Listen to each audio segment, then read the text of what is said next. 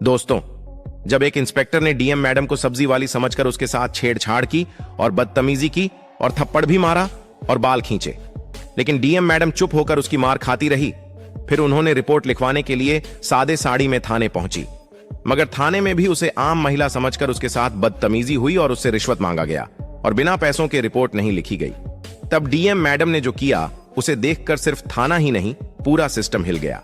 जिले की सबसे बड़ी अफसर डीएम श्रुति वर्मा एक सुबह बेहद सादे कपड़ों में बिना किसी सरकारी तामझाम के सब्जी खरीदने शहर के स्थानीय बाजार पहुंची। चेहरे पर एक सधी हुई मुस्कान और चाल में ऐसा आत्मविश्वास था कि जो उन्हें देखता समझता बस एक आम महिला है। किसी को अंदाजा तक नहीं था कि ये औरत इसी जिले की डीएम है। श्रुति सीधे एक ठेले के पास जाकर रुकी। वहां करीब 35 साल की एक औरत सब्जियां बेच रही थी। श्रुति ने मुस्कुराकर दाम पूछे ही थे कि तभी एक छोटी बच्ची दौड़ती हुई आई और अपनी मां से लिपट कर बोली, मम्मी जल्दी चलो ना स्कूल, मुझे देर हो रही है, टीचर बहुत डांटेंगे और मरेंगे भी। औरत ने प्यार से कहा, बेटी बस 2 मिनट रुक जा, पहले इन दीदी को सब्जी दे दूं, फिर तुझे छोड़ने चलती हूं। बच्ची जिद करने लगा, नहीं मम्मी अभी चलो ना प्लीज, बहुत ज्यादा लेट हो गई है। यह सुनकर श्रुति के चेहरे पर हल्की सी मुस्कान आई। उन्होंने नरम लहजे में कहा, आप बच्ची को स्कूल छोड़ आइए, जब तक आप आती हैं मैं आपका ठेला देखती हूं, आप टेंशन मत लीजिए। औरत पहले तो झिझकी, फिर श्रुति के भरोसेमंद अंदाज को देख उसने हामी भर दी। ठीक है बहन, मैं जल्दी लौट आऊंगी, कहते हुए वो अपनी बेटी की हाथ पकड़कर निकल गई। श्रुति ठेले के पास खड़ी होकर इधर उधर का माहौल गौर से देख रही थी।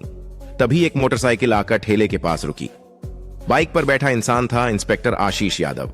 उतरते ही उसने तंज कसते हुए कहा, अरे तू कब से सब्जियां बेचने लगी? यहां तो एक और औरत हुआ करती थी, कहां गई वो?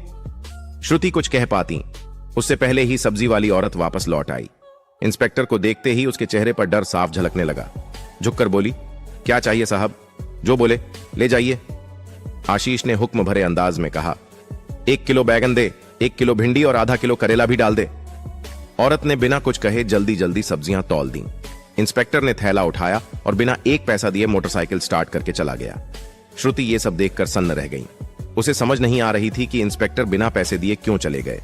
कुछ पल तक उन्होंने चुप्पी साधे रखी, फिर गंभीर आवाज में सब्जी वाली से पूछा, बहन उसने पैसे क्यों नहीं दिए?